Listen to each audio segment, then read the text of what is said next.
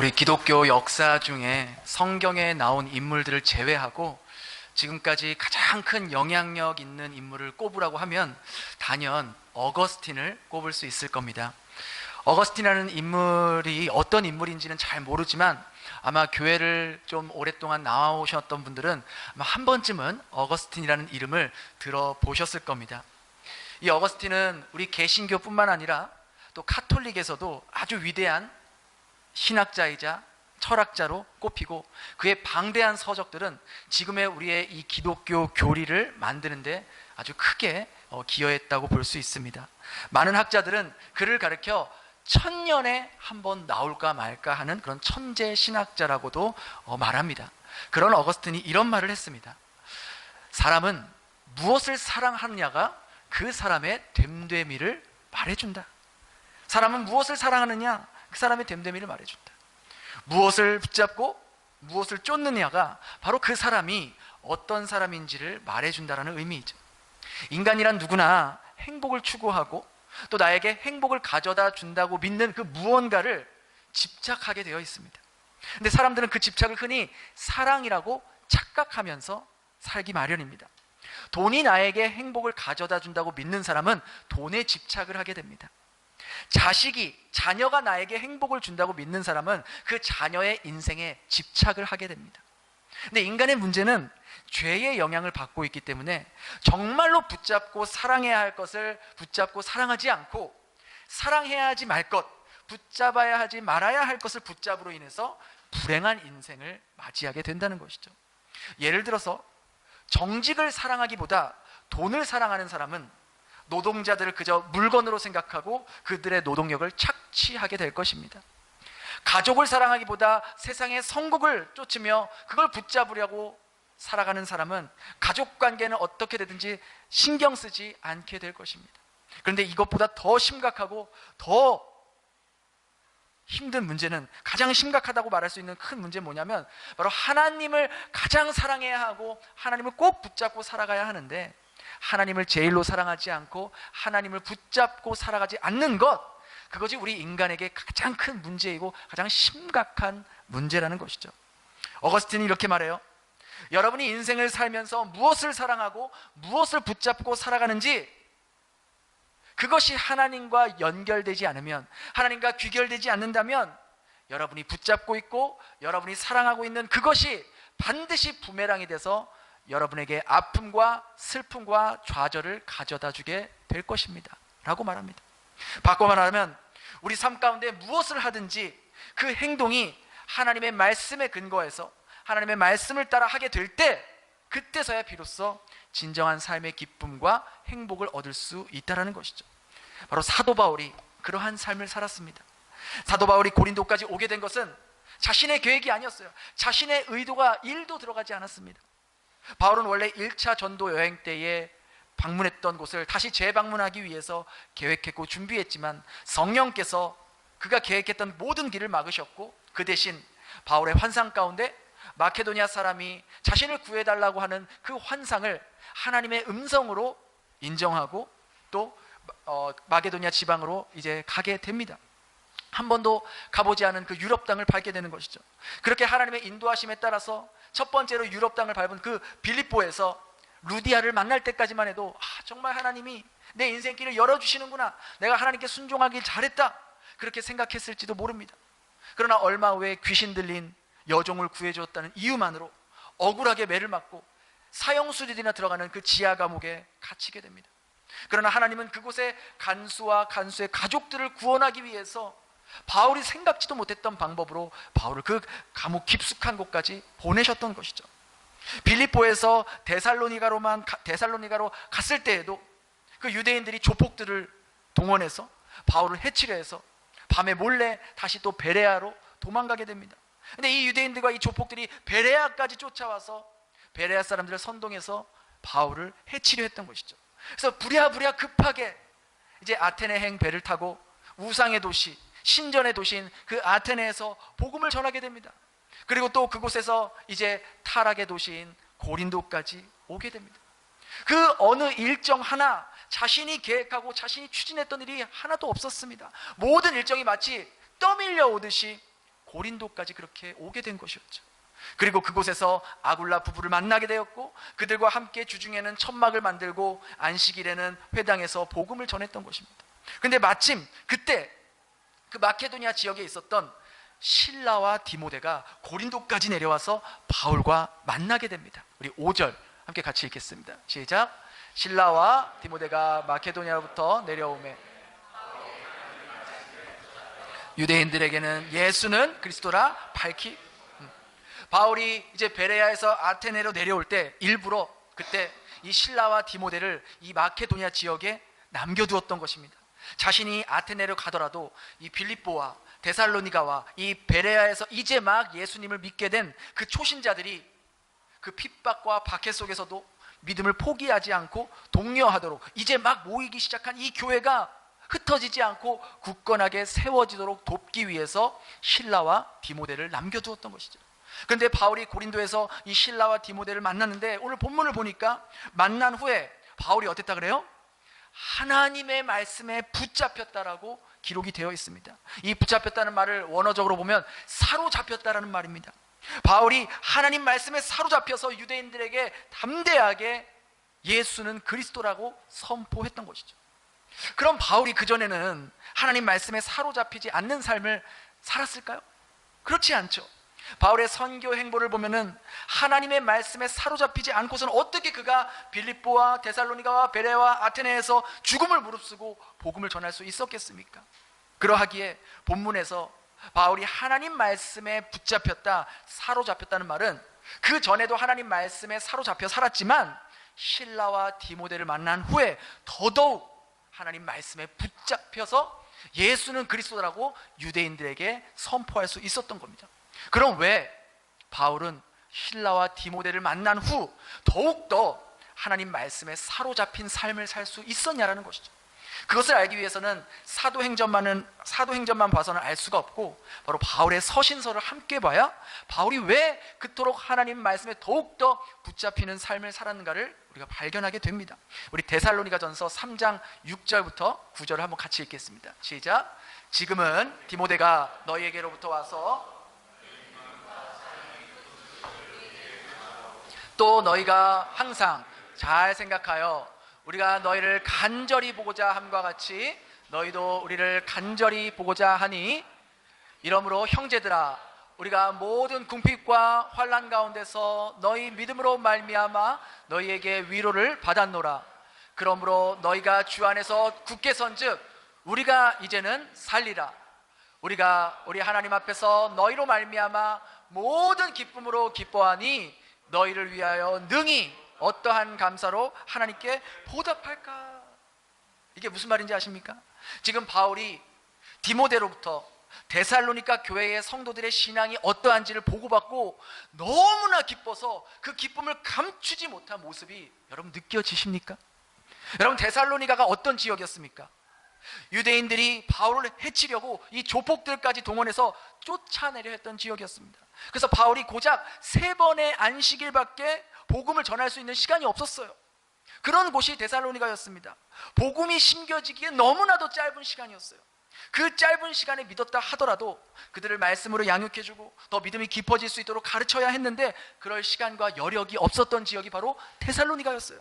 그런데 디모데로부터 이 데살로니가 교회의 성도들의 믿음과 신앙과 그 핍박 가운데 믿음을 포기하지 않는 그런 모습을 듣고 너무나 기뻐서 감격에 차오르는 거예요. 얼마나 기뻤는지 7절에 보니까 내가 너희에게 위로를 받아 너희의 그 모든 궁핍과 환난 가운데서 믿음을 지키는 그 모습을 보고 내가 위로를 받았다.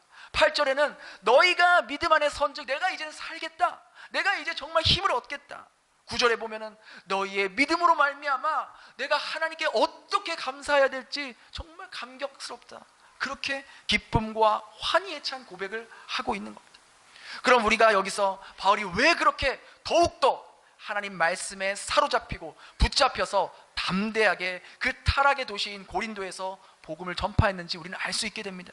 그것은 복음의 열매라는 것이 사람의 논리적인 말이나 어떤 설교를 잘해서 말재간이 있어서 조직을 잘 짜서 복음의 열매가 맺혀지는 것이 아니라는 것을 바울은 알았다는 거예요. 바울은 단지 성령에 의해서 복음을 씨앗을 뿌리기만 했었을 뿐인데, 요즘 흔히 말하는 성경 공부나 제자 훈련 그런 거 하지도 못했는데 하나님께서 복음의 열매를 맺게 하신다는 것을 바울은 더욱더 깊이 깨닫게 되었다는 거예요. 그렇다고 성경 공부나 제자 훈련이 필요 없다는 말이 결코 아니죠. 이러한 것들을 하더라도 성령께서 역사하지 않으면 절대로 열매를 맺을 수가 없다라는 말입니다. 이 일을 통해서 고린도에서 영적인 싸움으로 몸과 마음이 지칠 대로 지쳐 있었던 이 바울은 아주 큰 하나님의 위로와 용기를 다시 얻게 된다는 것이죠. 아, 그렇지. 생명의 열매는 내 힘으로, 내 재주로, 내 경험으로 맺어지는 게 아니지. 나는 단지 하나님 말씀하신 대로 복음을 전했고 내게 맡겨진 일들을 최선을 다할 때 하나님께서 하나님의 때에 열매를 맺게 해주시는 것이지. 이런 데살로니가 교회의 모습을 보면서 바울이 자신이 오랫동안 사역하지 못했지만 복음을 듣고 회심하고 믿게 된 그 성도들을 보고 너무나 기쁘고 너무나 큰 위로를 받게 되었던 거예요. 여러분, 목회자에게 있어서 가장 큰 기쁨이 뭔지 아십니까? 목사님, 오늘 설교가 너무 은혜스러웠어요. 정말 감동적인 설교였어요. 이런 말을 들을 때일까요? 아닙니다. 오히려 그런 말을 들으면 더 부담스럽습니다. 다음엔 더 잘해야 될 텐데, 다음엔 더 준비해야 될 텐데, 그런 게 아니에요. 정말 저에게 가장 큰 기쁨은, 목사님, 정말 제가 예수님 만나고 제 삶이 변화되었어요. 목사님, 예수님으로 인해서 제 삶의, 제 인생의 목적이 바뀌게 되었어요. 목사님, 제가 하나님 말씀으로 인해서 제가 죄에 대해서 더 민감하게 여기게 되었어요. 이런 말을 들을 때, 그리고 실제로 그렇게 삶의 현장에서 살아가려고 몸부림치는 성도들의 모습을 볼 때, 내가 정말 목회자의 길을 가길 잘했구나. 이게 바로 목회자의 상급이구나. 너무 기쁘구나. 너무 보람된다. 라는 생각을 가지게 된다는 거예요. 이번 주에도 어떤 성도님이 저에게 연락이 왔어요. 목사님, 제가 베트남 사람에게 베트남어 성경을 선물해주고 싶은데 어떤 성경을 준비해주면 좋을까요? 물어봐서 제가 몇 가지 조언을 해주었어요. 그 성도님이 예수님을 믿고 자신의 삶을 변화시켜 주신 그 예수님이 너무 좋으니까 내 직원에게, 내 주변 베트남 사람에게 그 예수님을 소개하고 싶은 거예요. 그래서 언어적으로는 한계가 있으니까 하나님 말씀인 성경을 선물해 해주려 했던 겁니다. 그 성도님이 그 베트남 분에게 성경을 사고 또 전해주려고 할 때 기도를 안 하겠습니까? 당연히 기도하겠죠. 하나님, 이 성경을 받는 그분이 꼭 하나님 말씀을 통해서 구원을 받기를 원합니다. 저 같은 자도 만나주셨는데 하나님, 이분도 꼭 만나주셔서 이분을 구원해 주세요. 이런 내용으로 기도하지 않았겠어요? 또 며칠 전에는 우리 고등부의 한 학생과 제가 오랜만에 만나서 같이 점심을 하면서 진로에 대해서 또 여러 가지 또 앞으로의 일에 대해서 또 신앙적인 부분에 대해서 이야기하는 시간을 가졌어요. 그 학생이 저에게 이렇게 말하는 거예요. 목사님, 제가 원래 9월 초에 아주 중요한 시험이 있어서 코스타에 갈까 말까 고민을 많이 했어요. 그런데 공부는 제가 평소에 좀 더 열심히 하면 될 것 같고 어쩌면 저에게 이번 코스타가 마지막 코스타가 될 수 있을 것 같아서 이번 코스타 때 하나님을 더 인격적으로 만나고 싶고 더 하나님을 깊이 만나고 싶어서 고민 끝에 신청하게 되었어요. 이런 이야기를 하더라고요. 그래서 제가 잘했어. 하나님은 네가 코스타를 가든 안 가든 여전히 너를 사랑하시고 여전히 너의 도움이 되시고 여전히 너의 인생을 이끌어 가실 거야. 목사님도 같은 마음이야. 그런데 네가 공부보다 시험 점수보다 하나님을 예배하고 하나님 말씀 듣는 자리를 더 중요하게 여기고 그 자리를 선택한 너의 그 마음을 너무나 기쁘게 여기실 거야. 목사님도 너의 선택을 보고 이렇게 기쁜데 하나님은 얼마나 기쁘시겠어.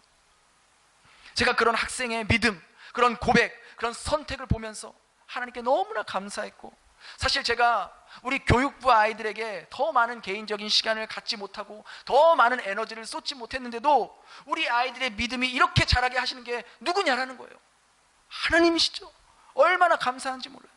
여러분은 잘 모르시겠지만 저는 누구보다 우리 교육부를 하나님께서 이끄시고 하나님께서 열매 맺게 하신다는 걸 누구보다 깊이 깨닫는 사람이에요. 왜? 교육부 목회 현장에서 제가 함께하고 있으니까요. 제가 솔직히 작년 목회를 위해 기도하고 설교 준비하고 마음 쓰고 에너지 쓰는 만큼 그렇게 많이 교육부에 쓰지 못하고 있는 게 솔직한 마음입니다. 늘 아이들에게 미안해요. 그래서 더 많이 아이들 개인적으로 신방도 하고 기도도 해주고 만나서 고민도 하고 같이 놀기도 하고 그렇게 교육부를 위해서 더 많은 시간을 쓰고 더 에너지를 쓰고 싶은데 그러지 못한 게 늘 미안한 마음이 크거든요.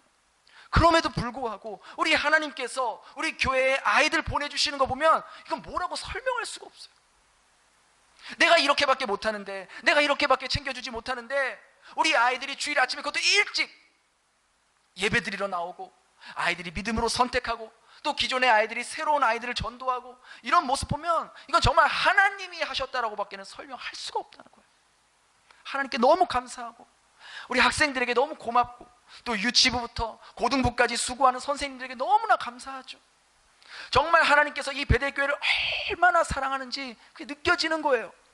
또 자신의 삶 속에서 예수님의 증인으로 살아가려는 우리 성도님들의 모습을 보면서 그래 맞아 내가 잘했다, 내가 정말 잘 선택했다, 목회의 길을 가는 걸 잘 선택했어. 그리고 내가 잘한다고 내가 뭘 한다고 열매를 맺혀지는 게 아니지. 나는 그저 내게 맡겨진 일, 내가 할 수 있는 만큼 최선을 다하고 때로는 최선을 다하지 못했는데도 불구하고 하나님께서 이끌어 가신다는 것을 보게 되는 거예요. 우리 성도님들과 우리 학생들의 믿음을 굳건하게 해주시고 변화시켜주는 그 모습을 보면서 더더욱 내가 하나님 말씀에 붙잡혀서 바울과 같이 하나님 말씀에 사로잡혀서 담대하게 하나님 말씀을 선포하자. 하나님께서 역사하신다, 내가 변하게 못한다, 나는 그저 씨앗을 뿌리고 그냥 내가 할 일을 하면 하나님께서 변화시키시고 하나님께서 열매 맺게 해주신다, 그런 확신을 더더욱 갖게 된다라는 것이죠. 그렇다면 오늘 본문을 통해서 우리는 한 가지 중요한 진리를 깨닫게 됩니다. 우리의 남은 삶 동안 무엇을 붙잡고 무엇에 사로잡혀 살아가야 하냐는 것이죠. 여러분은 무엇을 붙잡고 무엇에 사로잡혀 이번 한 주간 보내셨습니까? 여러분, 우리의 인생이요, 우리가 생각하는 것보다 그렇게 길거나 많이 남아있지 않습니다. 뉴스를 틀면 매일 거의 하루도 빠지지 않고 나오는 기사가 뭔지 아십니까? 출근길에 교통사고로 목숨을 잃었다는 이런 사건, 이런 기사 거의 하루도 빠지지 않고 나와요. 무슨 일입니까? 나는 그냥 출근하러 가는 길인데 차가 인도로 올라와가지고, 또 많은 사람들이 공분을 사고 있는 시청역 역주행 같은 사건, 집으로 돌아오는 길에 승진 축하하고 난 후에 차가 그렇게 와서 9명인가? 얼마나 많은 사람이 그 자리에서 사망했습니까? 또 그런가 하면 즐거운 마음으로 여행 떠나는데 그 여행지에서 사고로 목숨 잃게 된 사건, 이것도 하루가 마다하고 나오지 않습니까? 너무나도 어떻게 보면 정말 어이없고 허무하게 인생의 마침표를 찍게 된 사건들을 보면 여러분은 어떤 생각을 하세요? 이런 기사들, 이런 뉴스를 보면서 안타깝게는 생각하지만 결코 그런 일이 나에게는 일어나지 않을 것처럼 생각하며 살지 않습니까? 그런 사고를 당한 사람들도 마찬가지였을 거예요. 오늘 내가 출근하는 그날이 내 인생의 마지막 출근 날인지 그 사람이 생각이나 했겠습니까? 집에 나올 때 배우자에게 갔다 올게, 이따 봐 라고 했던 그 부부간의 대화가 그들의 마지막 대화가 될지 그들이 상상이나 했겠습니까? 자신의 승진을 축하하기 위해 열린 그 자리가 자신의 인생의 마지막 자리가 될지 누가 알았겠냐라는 거예요. 즐거운 마음으로 기쁜 마음으로 갔던 여행이 인생의 마지막 여행이 될 줄 누가 알았겠냐라는 것이죠. 여러분, 이러한 일들이 우리에게 말해주는 메시지가 무엇입니까? 우리의 인생의 마침표는 언제, 어디서, 어떤 모습으로 찍히게 될지 아무도 알 수 없다는 거예요. 그렇게 한치 앞을 알 수 없는 인생을 살아가는 우리가 이 땅에 남은 삶을 살면서 무엇을 붙잡고 무엇에 사로잡혀 살아가야 하겠냐라는 것이죠. 이번 한 주도 어떻게 하면 재산을 증식시킬 수 있을까? 좀 더 주식이 더 오르게 할 수 있을까? 내가 가지고 있는 거 어떻게 좀 더 불릴 수 있을까? 그러한 생각에 사로잡혀 시간과 에너지를 사용하며 한 주간을 보내셨습니까? 어떻게 하면 내 자녀가 더 좋은 점수, 더 좋은 학교에 들어가게 할 수 있을까 찾아다니고 알아보는 일에 바쁘게 한 주간을 보내셨습니까? 어떻게 하면 인생을 편안하게 고생 안 하며 즐기며 살 수 있을까? 그런 마음에 붙잡혀 살아가셨습니까? 이 땅의 것에 사로잡혀 이 땅의 것만 붙잡고 살아가는 인생은 아무리 여러분들이 열심히 아침부터 밤늦게까지 수고하고 열심히 살아간다고 한들 우리의 육신이 공동묘지에 묻히게 될 때 하나님 앞에 아무것도 가져갈 수 없는 한 줌의 흙으로 허망하게 인생의 종지부를 찍게 될 것입니다. 여러분이 지금 좋아해서 시간을 쓰고 에너지를 쓰고 돈을 쓰는 그 일처럼 하나님을 예배하고 하나님을 알아가는 일에, 하나님을 사랑하는 일에 여러분의 시간과 에너지와 물질을 그렇게 사용하고 계십니까? 내가 어떤 것을 배우고 알아가는 일에 있어서 그것을 통해 느끼는 기쁨과 즐거움이 하나님을 알아가는 일보다 더 기쁘고 더 즐겁게 여기고 있지는 않습니까? 내 자녀가 성적이 떨어지고 원하는 학업 결과가 나오지 않을 때는 실망하고 낙심하고 안타까워하는 것처럼 우리 아이가 하나님과 멀어지고 예배를 소홀히 하는 모습을 보면서도 그렇게 여러분의 마음이 아프고 안타깝고 힘들게 느껴지시냐라는 것이죠. 만일 하나님을 예배하고 하나님을 알아가고 하나님의 말씀대로 살아가는 것보다 세상의 일에 더 많은 시간과 더 많은 에너지와 물질을 쓰고 있다면 나는 하나님보다 세상을 더 사랑하고 있다는 증거가 될 것입니다. 한번 우리의 삶의 모습을 정직하게 돌아볼 수 있었으면 좋겠습니다. 수많은 사람들이 하나님의 자녀라는 신분으로 살지만 정말 하나님이 찾고 있는 예배자는 왜 그렇게 드물까요? 하나님이 사용하시는 사람은 왜 그렇게 적을까요? 하나님을 입술로는 사랑한다고 말하지만 우리의 삶을 들여다보면 하나님보다 세상을 사랑하고 있는 모습들이 곳곳에 나타나고 있기 때문은 아닐까요? 하나님의 말씀을 붙잡고 살기보다 세상의 것을 붙잡고 이 땅에 있는 것들에 사로잡혀 살아가기 때문은 아닐까요?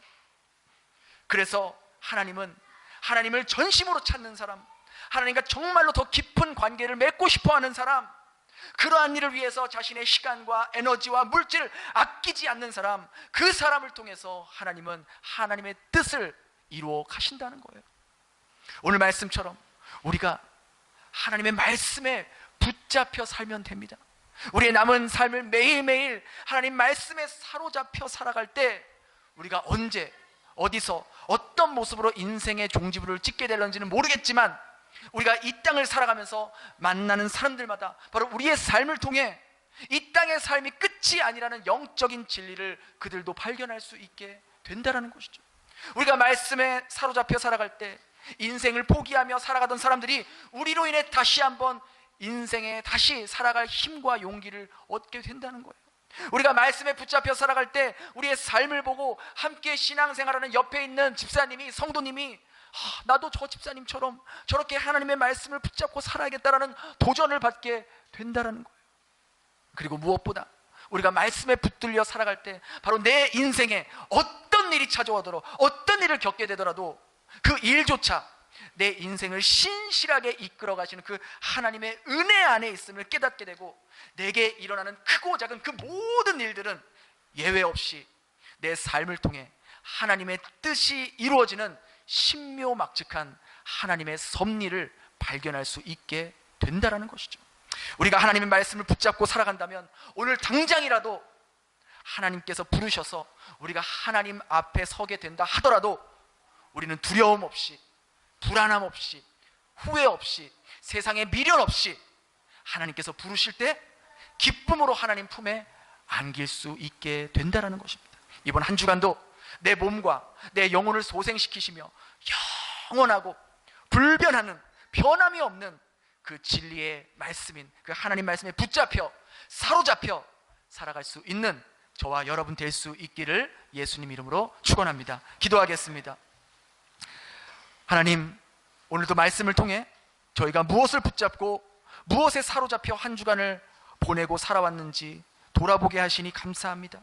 하나님의 측량할 수 없는 은혜로 아버지의 자녀가 되었지만 저희는 여전히 세상에 썩어 없어질 것들을 붙잡고 그것들을 마음에 품고 살지는 않았는지 돌아보게 됩니다.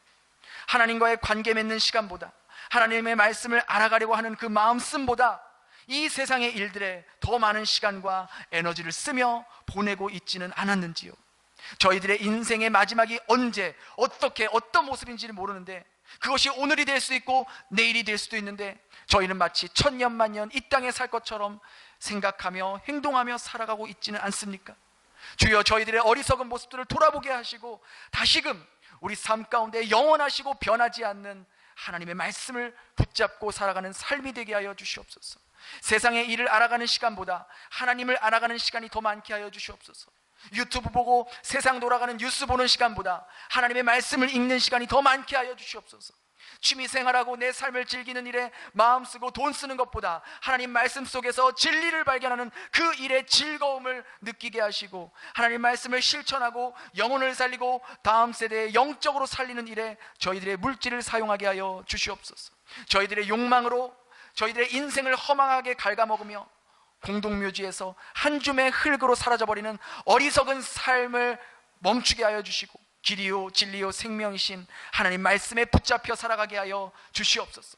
하나님 말씀에 붙잡혀 저희들의 삶을 통해서 영적으로 죽어가는 사람들이 다시 회복되게 하여 주시고, 저희들이 하나님 말씀에 붙잡혀 저희 삶을 통해서 인생을 포기하려 했던 사람들이 다시 한번 인생을 살아가는 힘과 용기를 얻게 도와주시고, 하나님 말씀에 사로잡혀 살아갈 때 저희들의 인생의 마지막이 하나님 보시기에 부끄럽지 않고 당당한 하나님의 자녀의 모습으로 하나님 앞에 설 수 있는 저희들 되게 하여 주시옵소서. 그렇게 이번 한 주도 저희들 삶 가운데 역사하실 주님을 기대하오며 예수님 이름으로 기도드렸습니다. 아멘.